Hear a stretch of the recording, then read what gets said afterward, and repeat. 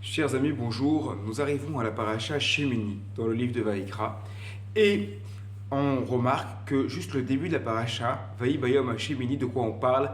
Eh bien, on parle de l'inauguration du Mishkan, le tabernacle, et c'est le huitième jour, donc c'est un moment qui est extrêmement joyeux, qui sera par la suite ponctué d'un drame qui est évidemment la mort de Nadav et Avihu, deux des fils de Aaron à Cohen, mais ce n'est pas de ça dont nous allons parler aujourd'hui.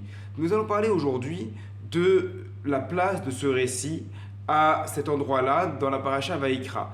Effectivement, à la fin de la paracha Shemot, mais bien avant la fin en réalité, puisque déjà pour la paracha Teruma, on parlait du Mishkan, dans la paracha Tetzavé, on parlait du Mishkan, des vêtements du Kohen Gadol, dans la paracha Kitissa également, puis dans la paracha Vayakel, et dans la paracha Pekoudé.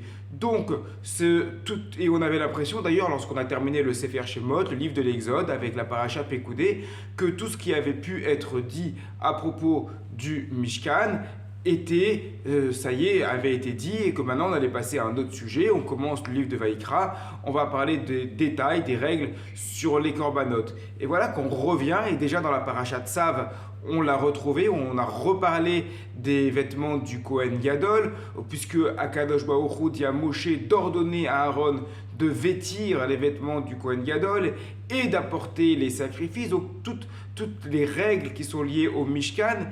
Et le Mishkan, on en avait déjà parlé en long et en large entre la paracha Teruma et la paracha Pekoudé, en passant par Tetzavé, par Kitissa, par Vayakel. Et donc on se dit, mais pourquoi on revient encore dessus? Qu'est-ce qui se passe le huitième jour de l'inauguration?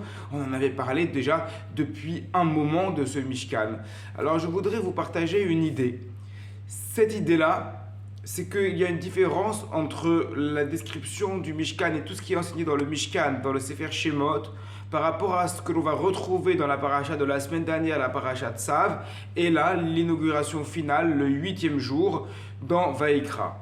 La différence, c'est que dans le Sefer Shemot, eh bien, on parlait de ce qu'il fallait faire.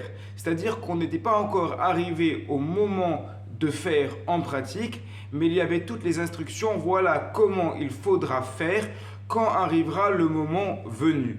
Or, lorsqu'on arrive à la paracha Tzav, puis au début de cette paracha Shemini, on n'est plus dans ce qu'il faudra faire, mais ça y est, on arrive au jour J, on arrive au moment où il faut agir. Et de cette manière, la Torah nous montre qu'il y a une différence entre donner des instructions, expliquer exactement comment il faut faire dans tel ou tel domaine de la vie, qu'il s'agisse du domaine professionnel, du domaine personnel, du domaine de la Torah, et l'application en pratique. Il faut donc bien séparer le moment durant lequel on va donner les instructions, on va ordonner, on va expliquer par rapport au moment qui sera complètement différent, le moment du jour J où il faudra vraiment mettre en pratique. C'est un peu le fossé qui existe et la différence qui existe entre la théorie d'un côté et la pratique. On peut retrouver ça évidemment dans plusieurs corps de métier, on peut retrouver ça dans le sport. Prenons un exemple dans le sport par exemple, eh bien on peut montrer à quelqu'un voilà comment tu devras faire lorsque tu te trouveras dans cette compétition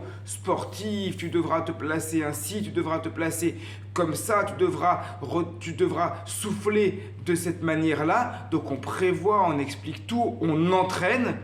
Oui, mais il ne suffit pas d'entraîner.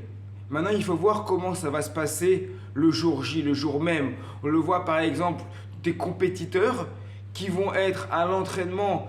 Lorsqu'il s'agit du plan théorique, tout va être parfaitement ordonné, le plan est parfait, mais lorsqu'ils arrivent au moment même, lors de la compétition, ils perdent leurs moyens. Donc il y a vraiment une différence entre se préparer à faire quelque chose, s'entraîner à faire quelque chose, même si on sait exactement comment le faire, et arriver au moment donné, le jour J, lorsqu'il s'agit de mettre en pratique. Et c'est pour cela, donc, ce serait pour cela, d'après cette idée que je voudrais vous proposer, qu'il y a cette apparente répétition lors de la paracha Tzav de la semaine dernière, puis maintenant la paracha Shemini, par rapport à ce qui avait déjà été dit et expliqué, c'est qu'auparavant on était dans le domaine de l'entraînement, de la théorie, de la préparation, et maintenant on arrive à la pratique, et des fois en pratique c'est complètement différent. Shabbat Shalom à toutes et à tous.